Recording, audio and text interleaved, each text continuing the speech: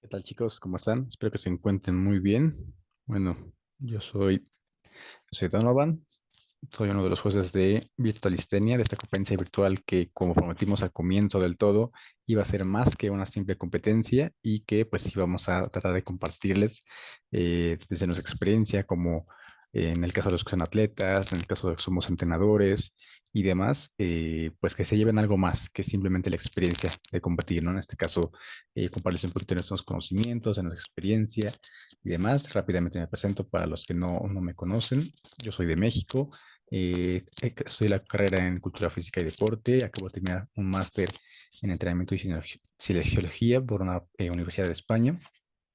Y en este caso, pues soy un apasionado de la calistenia desde 2014, 2015 aproximadamente, que fue cuando yo empecé a practicar esta disciplina. Y pues bueno, a día de hoy me dedico sobre todo a la parte de entrenamiento más enfocado a la readaptación, a la recuperación de lesiones, de enfermedades crónicas y demás, pero sigo por supuesto practicando este deporte y es así que estoy formando parte de este jurado de este grandioso evento internacional, ¿no?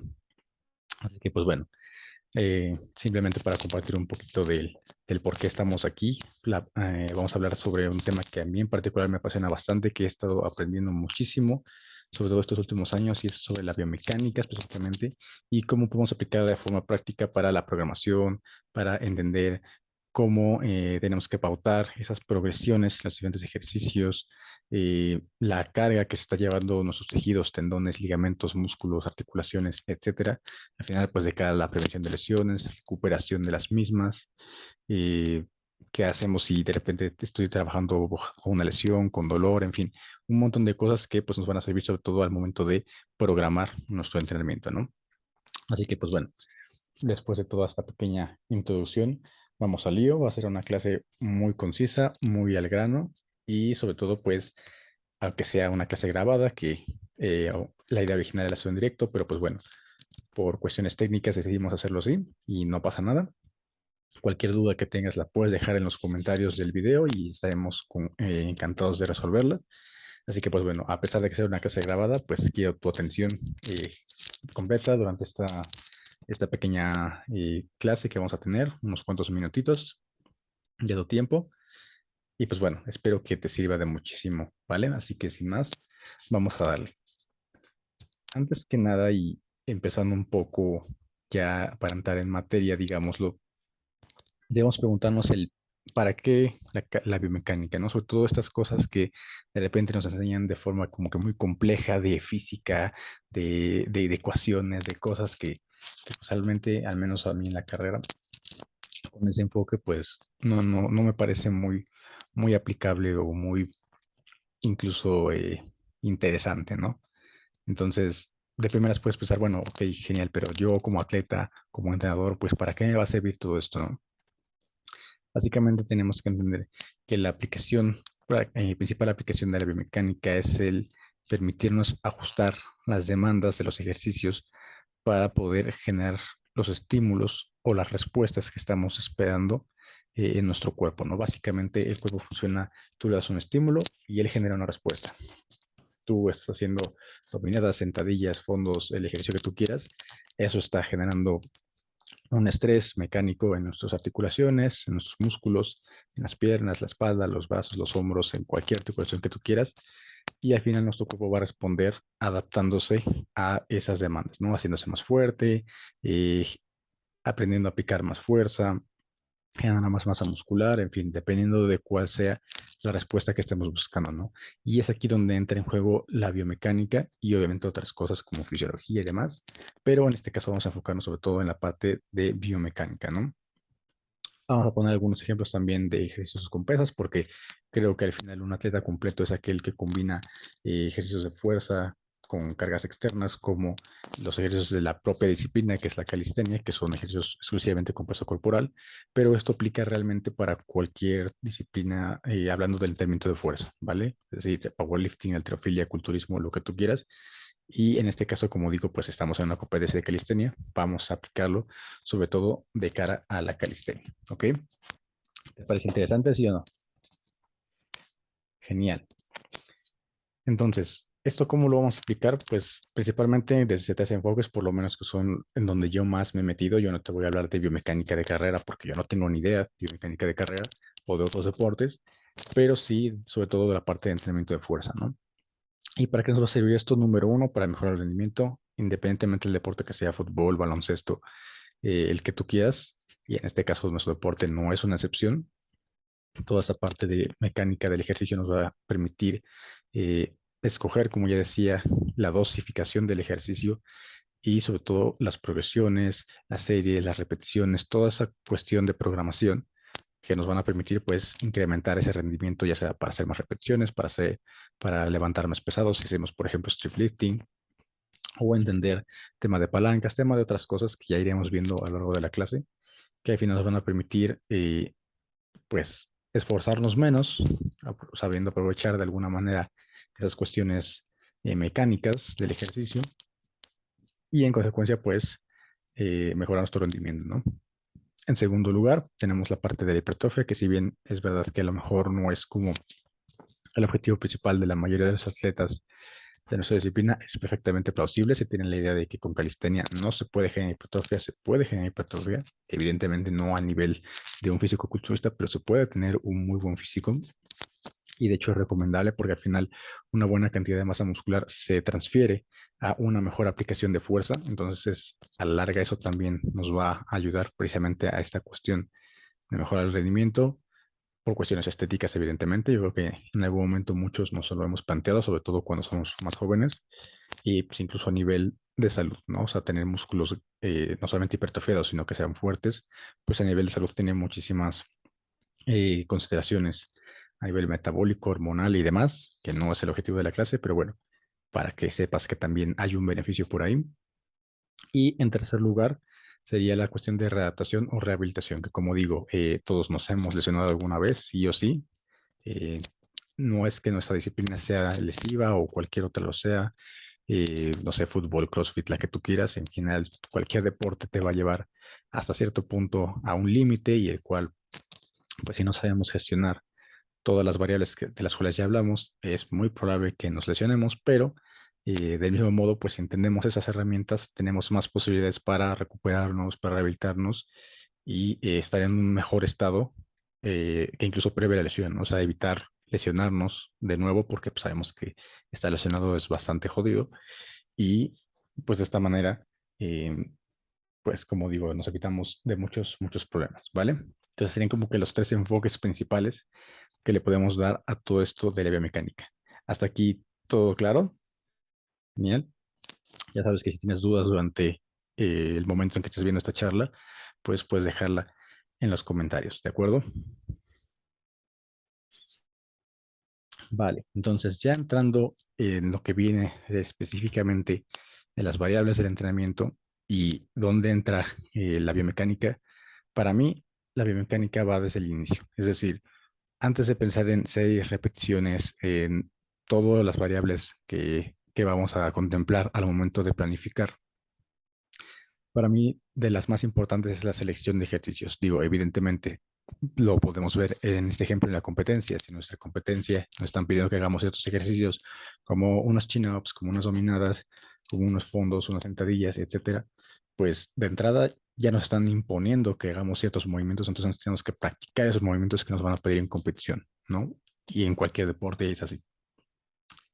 Que nuestro objetivo fuera diferente a competir, pues bueno, igual tenemos como más margen de alguna manera, ¿no? Pero lo primero es escoger, pues, qué ejercicios vamos a hacer para, en este caso, después saber cuántas series de ese ejercicio voy a hacer, a qué intensidad, cuánto tiempo de descanso y todo eso. ¿Tiene sentido?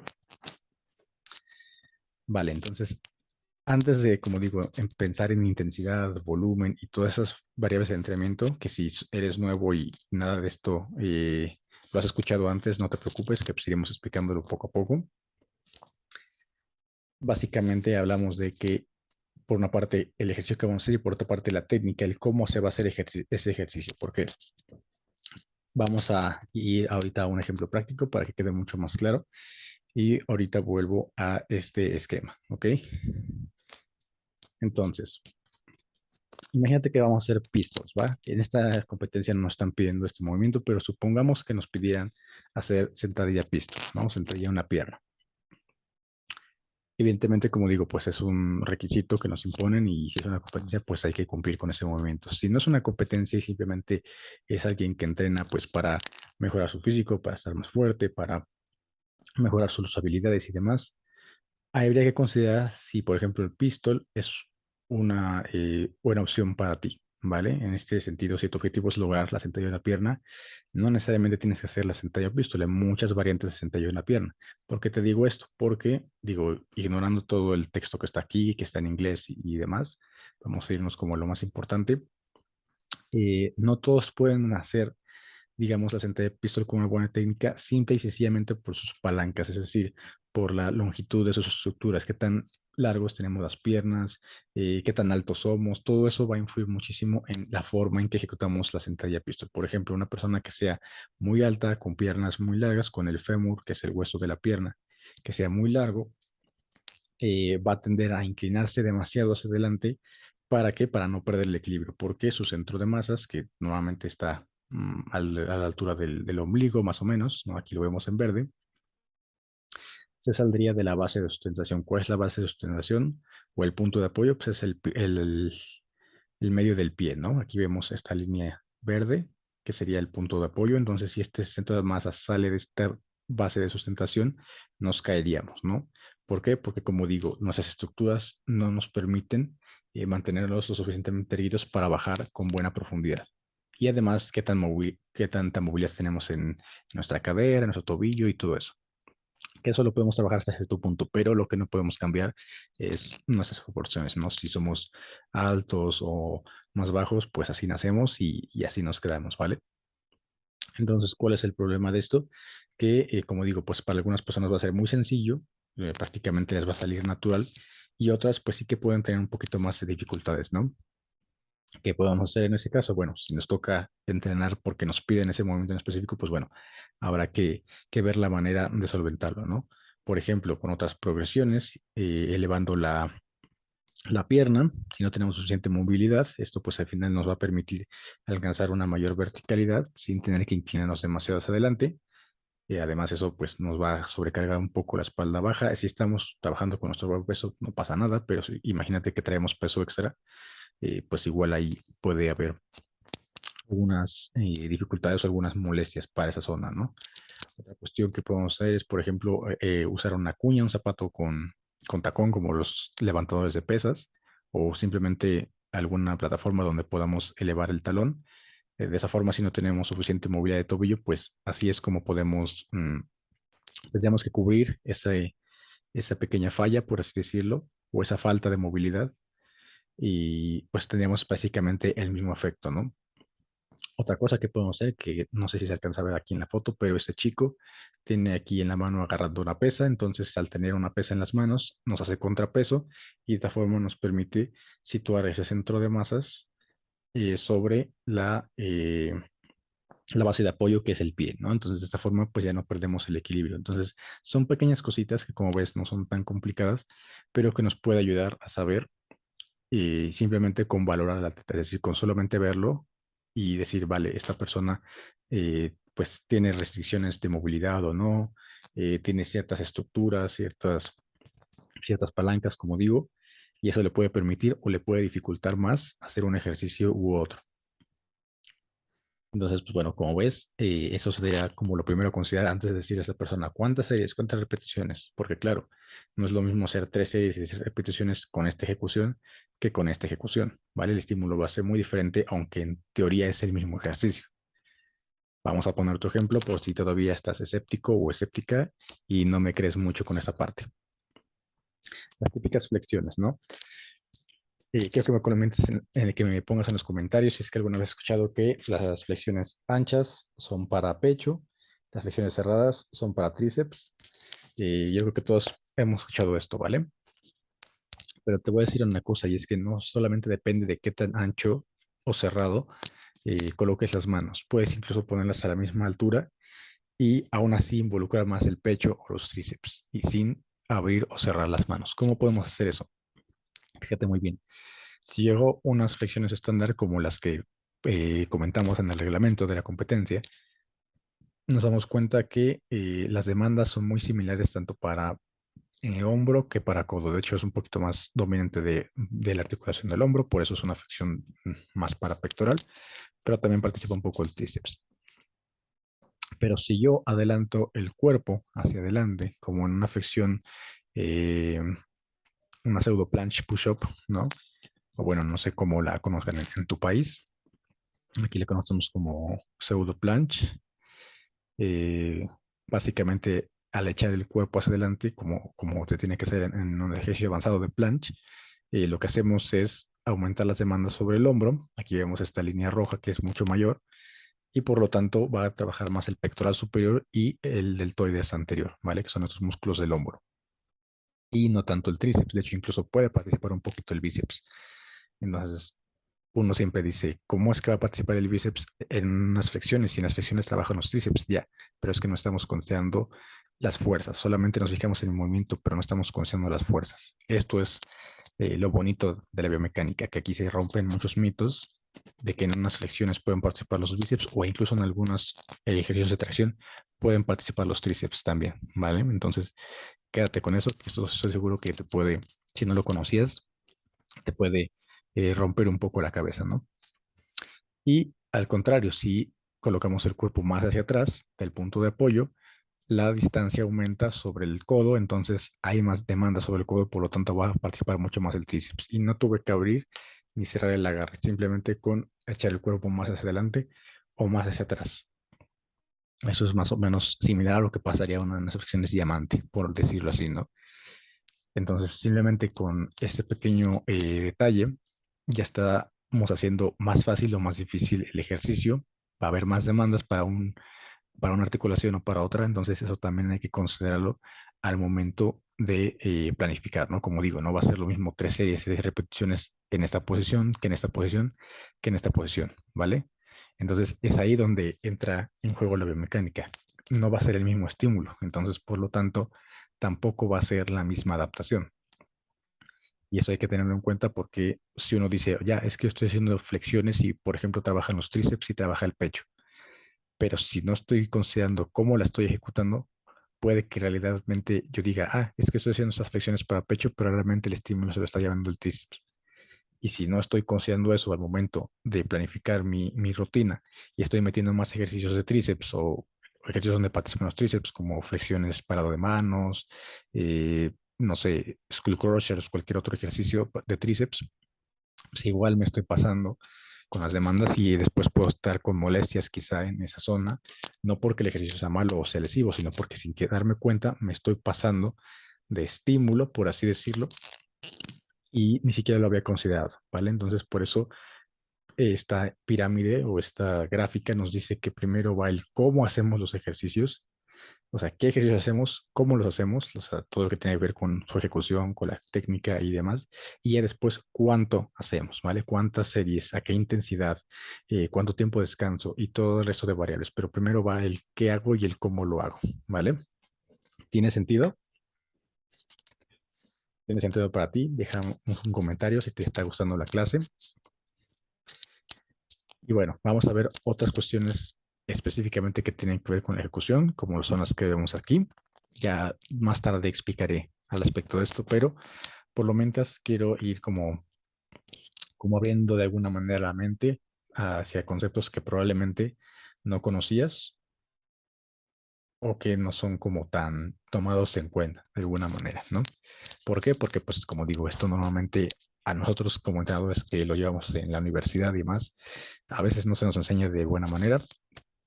Hay otras veces que ni siquiera lo aprendemos y lo aprendemos más como, pues, como sobre la marcha, sobre la práctica, pero pues no tenemos como, digamos, esta base teórica que es importante, ¿no? Así que, pues bueno,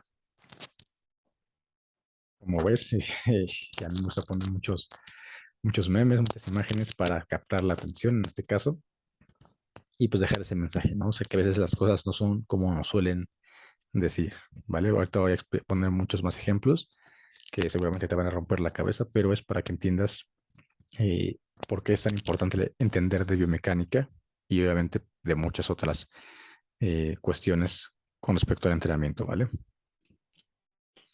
Ok, uno de los principios que hablábamos ahí en la gráfica, que de hecho me regreso rápidamente para que los veas. Uno de ellos es la alineación, el otro es la seguridad y el otro son las sensaciones. Hay muchísimos más, pero en esta clase, para no hacerla demasiado larga, vamos a hablar de estos tres, ¿vale? Primer punto, alineación. ¿A qué se refiere la alineación? Cuando hablamos de alineación, hablamos de la alineación de las fibras musculares, es decir, la dirección que tienen las fibras. Por ejemplo, el pectoral corre más o menos en esta dirección. Entonces, es por eso que al momento de hacer este gesto con el hombro, por ejemplo, en unas flexiones, pues se estimula, dependiendo de cómo lo coloque, unas fibras u otras, ¿no? En este caso vamos a ver un ejemplo con las dominadas. Dependiendo de cómo coloque yo la posición en mi cuerpo, vamos a estimular más ciertos músculos de la espalda u otros. Uno siempre dice, las dominadas son para dorsal y bíceps, ya. Pero ¿qué ocurre? Que dependiendo de, como digo, cómo coloque, por ejemplo, yo mi columna, qué tan amplio haga el agarre también, eso va a cambiar las demandas en el ejercicio, ¿vale? Pongamos el ejemplo del hollow body. El hollow body, que es una posición básica en nuestro deporte, que es la posición como arqueada, lo que hace es activar sobre todo la cadena anterior, es decir, los músculos de la parte frontal, como los abdominales, los flexores de cadera, eh, y los pectorales incluso también, aunque uno pensaría que las dominadas son solamente para espalda, los pectorales también trabajan en las dominadas, sobre todo al hacer la primera parte del movimiento. Dato curioso. Eh, y en este caso, esta posición es mucho más sencilla. De hecho, si tú te pones a pensar al momento de cuando nosotros estamos haciendo dominadas, por ejemplo, como en esta competencia, que son altas repeticiones de resistencia, conforme nos vamos fatigando, incluso aunque empecemos haciendo las dominadas así, terminamos por lo general eh, a- acomodándonos más hacia esta postura. ¿Por qué ocurre esto? Pues por como digo, es más sencillo de hacerlo así. Con esta posición nos ayudamos más, como digo, de la cadera anterior y de los dorsales en este caso, ¿vale? Que son músculos muy fuertes. Entonces, es por eso que esta posición, si te das cuenta, es muy cómoda si queremos hacer, por ejemplo, dominadas con lastre en el street lifting, si queremos progresar para el muscle up, normalmente esa posición de curva como de C, ¿no? Y es mucho más fácil para pasar por encima de la barra.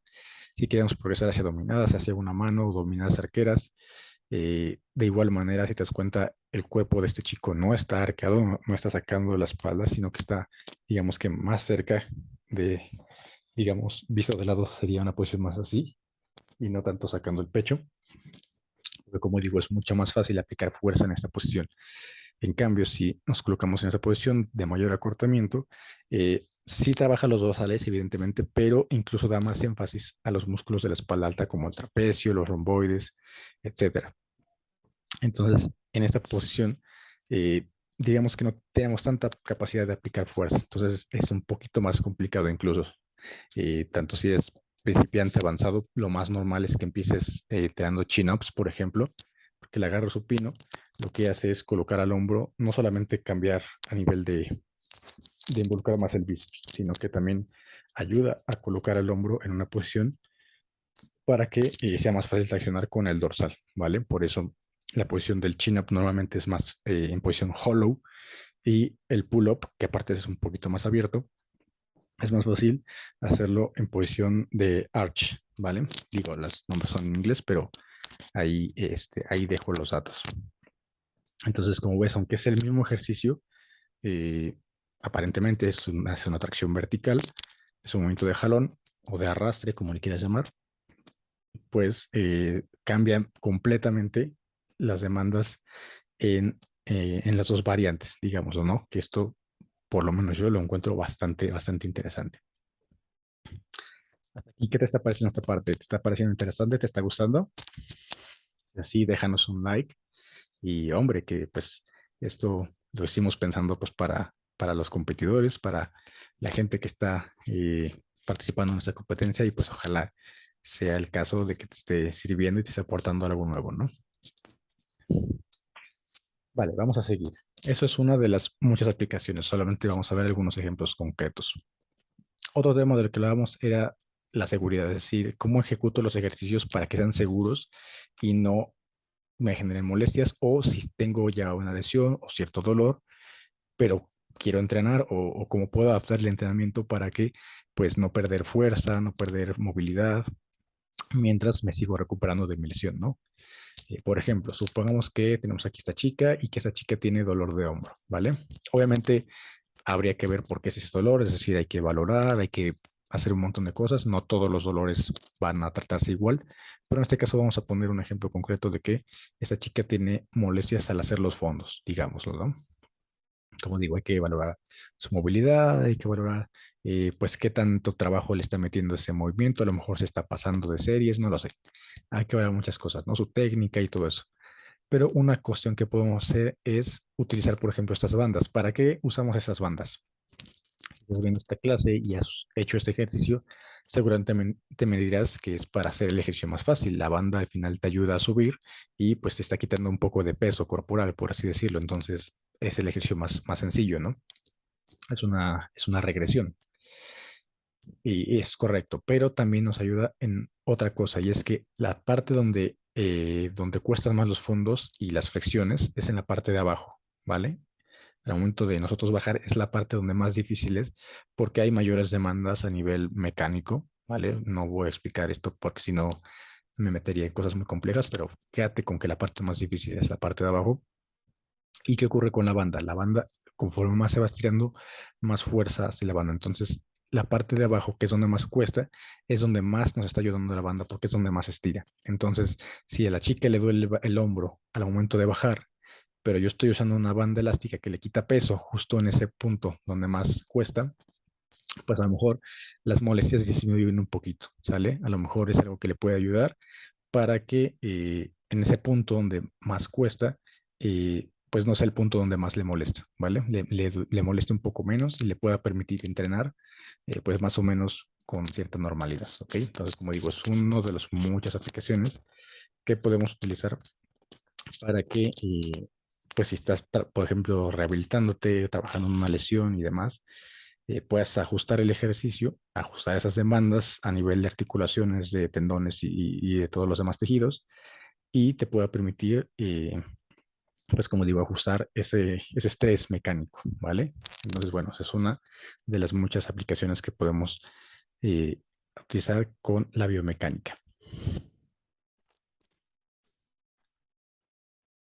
Y vamos con el tercer elemento que hablábamos y eran las sensaciones. Vamos a ver que no todos los ejercicios son iguales, ¿vale? Tienen características diferentes de alguna manera. Voy a aprender rápidamente la luz aquí porque se me está oscureciendo y de alguna manera pues para que se pueda ver con normalidad, ¿vale?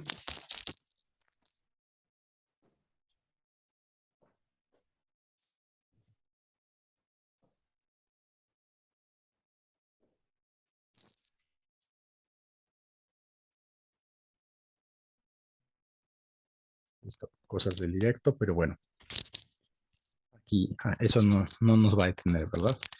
Entonces, decía que no todos los ejercicios son iguales y que nos van a generar sensaciones diferentes, ¿vale? ¿Por qué son tan difíciles los remos? En general, si tú te das cuenta, los ejercicios de tracción como los remos o las dominadas suelen ser más difíciles que los ejercicios de empuje como los fondos o las flexiones. ¿Esto por qué se da? Como digo, hay una cosa que se llama perfil de resistencia, que dicho de la forma más sencilla posible, nos dice en qué parte del rango de movimiento es más difícil el ejercicio. Es decir, como ya te decía, los fondos y las flexiones, los movimientos de empuje son más difíciles en la parte de abajo, cuando nuestros brazos están cerca del, en este caso, si hacemos flexiones, cuando sacamos cerca del piso, cuando hacemos fondos, cuando estamos bajando en las barras, es cuando más difícil es el ejercicio. Pero ¿qué pasa con los ejercicios de tracción? Que por lo general al momento de subir en unas dominadas o en unos remos, al momento de traccionar, al acortar el músculo es cuando se hace más difícil el ejercicio. Entonces, esto pues de alguna manera hace que estos ejercicios sean más difíciles porque el músculo está en acortamiento y en acortamiento el músculo tiene, digamos, menos capacidad de producir fuerza. ¿Ok? Entonces, ¿qué ocurre, por ejemplo, con ejercicios como los remos invertidos? En este caso, un remo invertido en TRX, que conforme vamos subiendo, estamos más verticales, digamos que casi que nos estamos poniendo como si estuviéramos de pie, ¿no? Y conforme vamos bajando, estamos más acostados, digamos, con respecto al piso. ¿Esto qué implica? Que, bueno, al final, cuando más horizontales estamos, va a ser más difícil y conforme nos vamos verticalizando, va a ser mucho más fácil. Entonces, este ejercicio va a ser más difícil en la parte del inicio y conforme vamos traccionando, se va a hacer un poquito más fácil. Esto es lo que representa esta gráfica, ¿vale? El torque es la resistencia de la que estamos hablando y el ROM es el rango de movimiento. Entonces, al inicio del ROM, o sea, hacia aquí, hay menos resistencia y conforme vamos avanzando en el ROM, la resistencia va disminuyendo, ¿vale? Esto es muy interesante porque hay ejercicios, como digo, como las flexiones, como los fondos, que ponen mucho énfasis en el estiramiento. Entonces son ejercicios que provocan mucho daño muscular y que es normal sentir al día siguiente, pues, ese dolor, esas agujetas, esas molestias de que hemos entrenado. Y en cambio estos ejercicios, pues, permiten una recuperación más rápida. Entonces, de igual manera, obviamente depende de qué intensidad lo trabajemos, pero en general ejercicios que ponen la parte más, digamos que son más difíciles en acortamiento, por decirlo de forma sencilla, son ejercicios que no generan tanto daño muscular y que pues podemos trabajar con mayor frecuencia. Entonces eso también de cara a la recuperación, de cara a cada cuánto entrenos en movimiento y demás, pues son cosas que nos pueden ser de mucha utilidad conocerlas, ¿vale? ¿Qué más con respecto a las sensaciones? Por ejemplo, ya decía yo al principio que un objetivo que muchas personas siguen, que es el aumento de la masa muscular, la hipertrofia, eh, que como digo, se puede trabajar con la calistenia, simplemente hay que considerar algunas cuestiones, ¿no?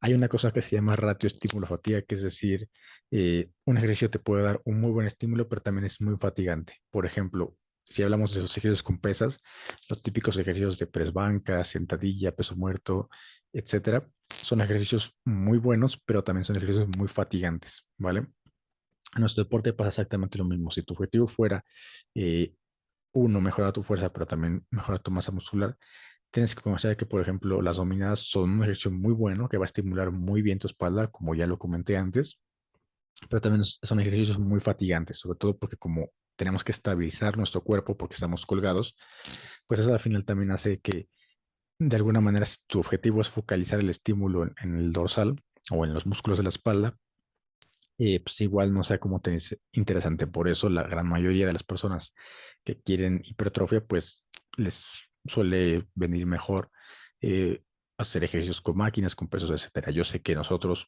optamos más por los ejercicios compuestos, por los ejercicios de peso corporal, de peso libre, pero como digo, eso depende de tus objetivos. Si tu objetivo es mejorar tu fuerza y mejorar tu hipertrofia, no hay nada de malo con combinar ejercicios de pesas con ejercicios con calistenia, y está genial. Si tu objetivo es cargar más peso en dominadas, bueno, tendrás que trabajar más las dominadas.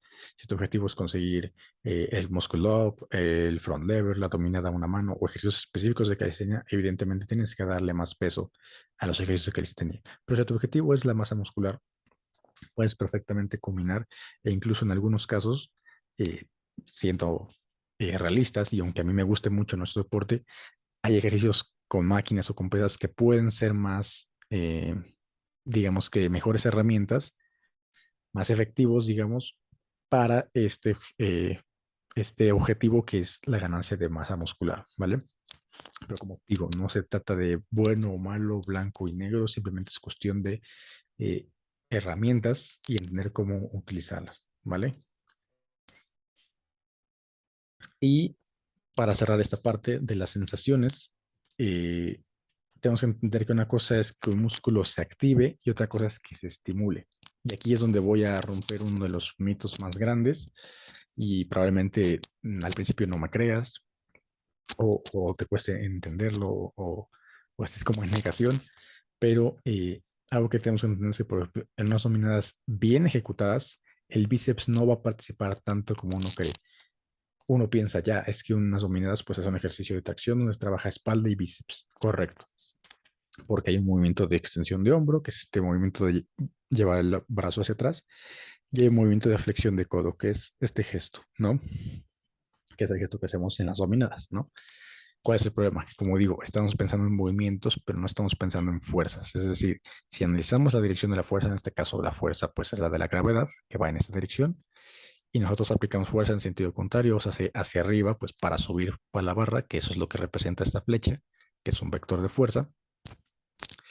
Vemos que la fuerza pasa muy cerquita del codo, ¿vale? Cuando una fuerza pasa muy cerca de un eje, que es una articulación, decimos que no hay torque, que no hay resistencia en esa articulación. Entonces, sí se va a activar el bíceps, por supuesto que se va a activar. Y de hecho, vas a encontrar estudios, ya para los que están muy frikis de esto del entrenamiento, y se pongan a leer estudios científicos, van a encontrar que hay muchos estudios que encuentran que de hecho es un ejercicio que activa más los bíceps que el mismo curl de bíceps, pero no es uno que te vaya a por sí solo, ojo, por sí solo, y no depende solo del ejercicio, depende de cuánto peso metas, cuántas repeticiones metas, a qué intensidad, qué tan frecuentes, o sea, depende del resto de variables. Pero unas dominadas por sí mismas bien ejecutadas no van a activar tanto el bíceps. ¿Por qué? Porque la articulación que más demanda se lleva es la del hombro.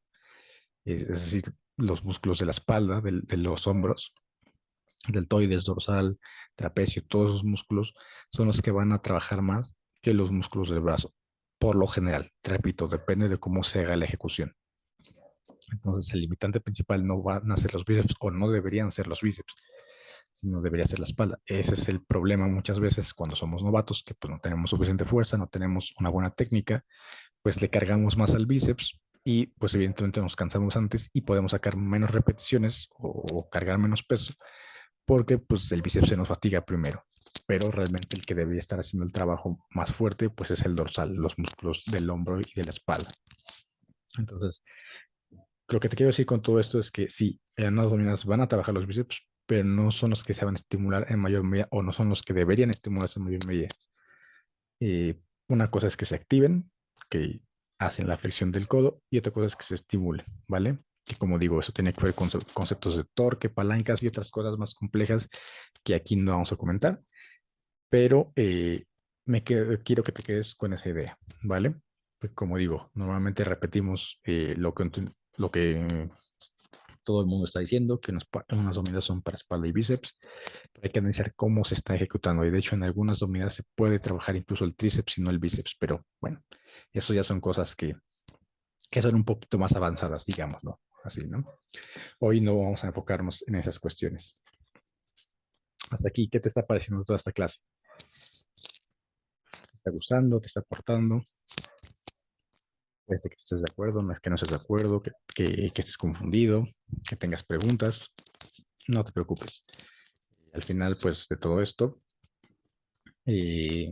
ya los jueces están ahí pues, planeando cositas al momento de que termine la competencia y entonces ya cualquier duda que se presente sobre esto, la contestaré personalmente para que pues no te quedes con ninguna pregunta, ¿vale? Y ya para ir cerrando esta parte, porque ya llevamos aquí como unos 40 minutos aproximadamente, voy a comentarte 3 ejemplos de cómo puedes aplicar la biomecánica de forma práctica al momento de programar o de planificar para lograr 3 movimientos de calistenia, ¿no? En este caso son ejercicios avanzados, ¿vale? Pero ya sea que seas un atleta avanzado, que vayas empezando, simplemente quiero que entiendas el cómo todo esto que te he platicado se lleva a la práctica, ¿vale? Que creo que es lo más importante. La teoría está muy bien, está genial, pero cómo la aplico. Y eso es, creo que lo que va a marcar la diferencia. Entonces, imagínate que tú quieres lograr el press handstand, ¿vale? El press to handstand, que es este movimiento donde comenzamos desde el suelo y de ahí se levantan las piernas y quedamos en una posición de parado de manos, ¿no? ¿Qué necesitamos para este ejercicio? Hay que hacerlo bien. Pues si te das cuenta, necesitamos flexibilidad de los músculos de la parte de atrás de la pierna, del femoral. Necesitamos fuerza de los flexores de la cadera, evidentemente tener buen equilibrio, tener un buen handstand, buena movilidad de hombros, buenos niveles de fuerza, de muñecas, en fin, todo eso, pero ahorita vamos a dividirlo en 3 partes. Número 1, flexibilidad. ¿Cómo puedo ganar flexibilidad? Pues para eh, a- empezarme a sentir cómodo en la posición en la que se realiza este ejercicio, pues puedo hacer ejercicios como por ejemplo el Jefferson Curl, ¿no? En este caso es un estiramiento con sobrecarga, en el cual nos ayuda a mejorar la flexibilidad de los femorales, ¿no? Y aquí podemos trabajar la parte de flexibilidad, que sería como el primer requisito. El segundo requisito sería fuerza de los flexores de cadera para poder levantar las piernas. Entonces, un ejercicio auxiliar que nos puede ayudar a lograr eso son los leg raises o las elevaciones de piernas en barra para mejorar, como digo, esa fuerza compresiva de los flexores de cadera, ¿no?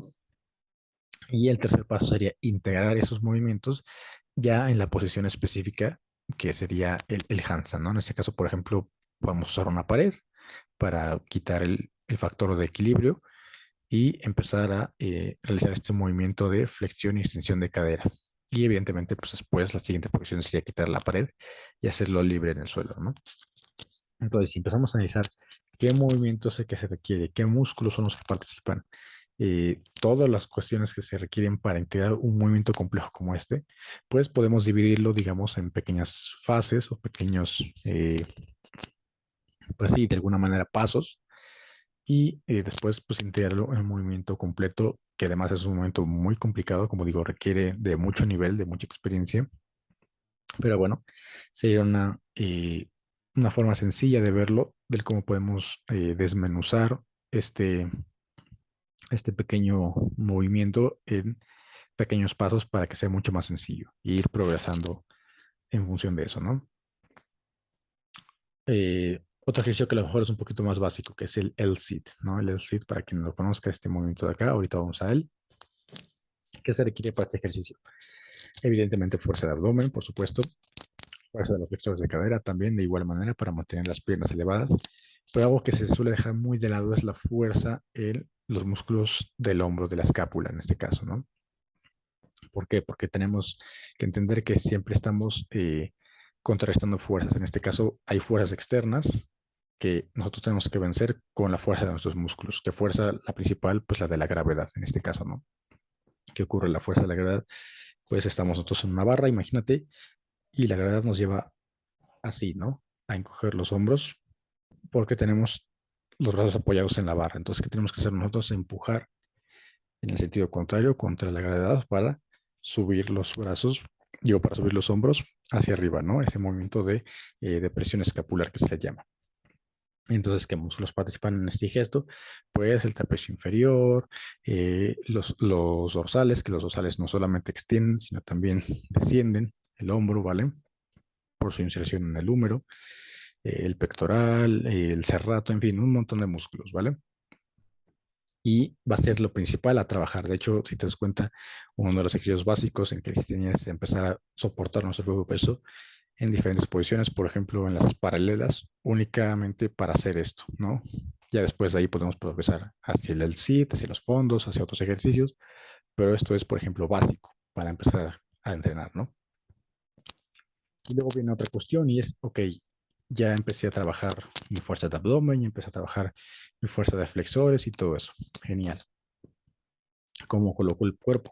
Ah, bueno, dependiendo de qué habilidad o qué truco quiero potenciar después, pues me va a venir mejor una ejecución u otra. Por ejemplo, el pseudo L-sit, que se llama, que es con el tronco un poco más inclinado, si te das cuenta, trabaja más sobre todo el deltoide anterior, el serrato, es decir, la parte anterior del cuerpo, ¿no? La cadena anterior. ¿Qué ocurre? Que pues, esta posición va a ser mucho más cómoda si de aquí quiero pasar a otra posición más complicada, como por ejemplo un planche o un handstand, ¿vale? Porque va a ser mucho más fácil empujar con los músculos de la parte de adelante para terminar en esa posición.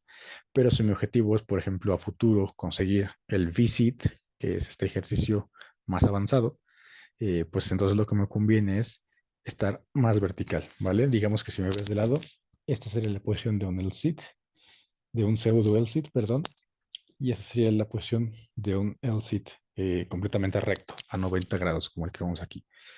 ¿Por qué? Porque de esa forma tenemos que empujar no solamente hacia abajo, sino también hacia atrás con los músculos extensores para posteriormente llegar a lograr esta posición, ¿vale? Entonces aquí requerimos empujar con los dorsales, con el deltoides posterior, con el dorsal, con los trapecios, en fin, músculos que nos ayudan a extender para mantenerlos más verticales, ¿vale? Entonces, aparentemente es el mismo ejercicio. Los dos decimos, es un ejercicio, pero dependiendo de si quiero trabajar ciertos músculos o ciertos trucos, pues me conviene más hacerlo de una manera o de otra, ¿vale? Entonces, a esto es lo que nos referimos con la aplicación práctica de entender las progresiones y entender cómo funcionan los músculos, qué músculos trabajan en cada uno de los movimientos, para así sacarle provecho y así saber eh, cómo es que tengo que pautar mi entrenamiento dependiendo de cuál sea mi objetivo, ¿vale? Y ya por último, para no extenderme, por ejemplo, si yo quisiera hacer un toast to bar, ¿no? Digamos que de hecho es un ejercicio que vemos en esta competencia, requerimos para hacer este ejercicio. Pues requerimos de igual manera fuerza de flexores, flexibilidad en los femorales, evidentemente abdomen, fuerza de agarre, bla, bla, bla, ¿no? Pero en general, a lo que quiero llegar es este ejercicio, aunque pudiera parecer que es mucho de fuerza, realmente es más de movilidad. Realmente es un ejercicio que requiere mucha movilidad. ¿Qué pasa si yo no tengo esa movilidad? Que como a mí me dicen, tienes que tocar los pies a la barra, si yo no tengo movilidad suficiente, el cuerpo va a buscar la forma de compensar esa falta de movilidad para tocar los pies con la barra.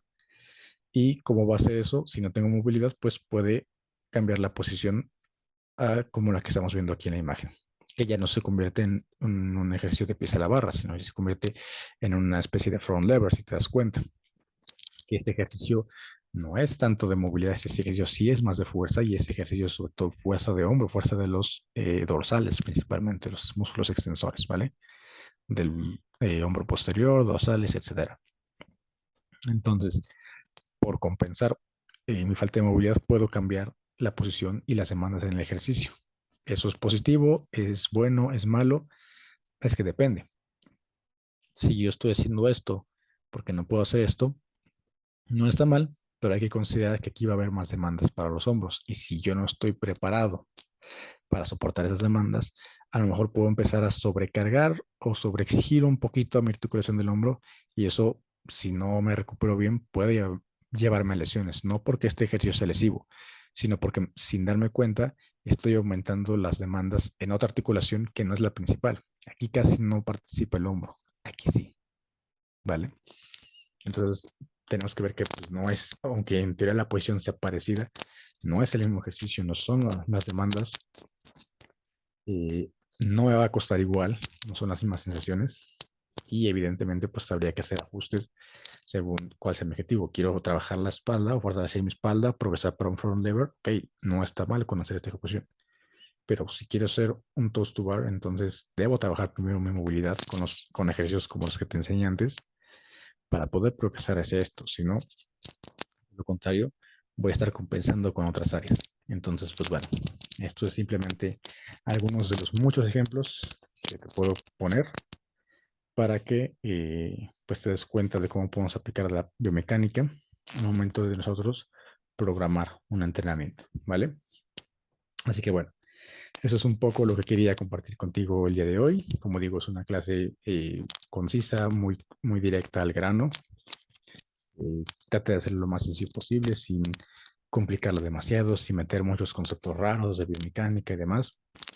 Que bueno, si te interesa aprender más de esto, pues genial, puedes perfectamente dejar tus dudas y todo en los comentarios y yo con gusto las resolveré. Pero bueno, que sepas que estas cosas no tienen que ser tan complejas, o sea, pueden ser sencillas y sobre todo útiles, ¿vale? Sin quedarnos demasiado en cuestiones de anatomía y cosas muy complejas, sino de verlo, pues como digo, en la práctica, ¿no? Así que espero que ese era mi objetivo, espero que se haya cumplido, que te haya gustado, que algo nuevo hayas aprendido el día de hoy. Y ya sabes, cualquier duda, comentario, todo, nos puedes dejar aquí en los comentarios de YouTube. Y pues bueno, esperamos que te haya gustado la clase. Esperamos que pues el resto de contenido que te vamos a compartir por parte de los jueces te sirva para mejorar tu rendimiento, tus entrenamientos. Si eres entrenador, pues para tus atletas, si eres atleta para mejorar tus marcas, que mejores en esta competencia y en todas las que quieras participar.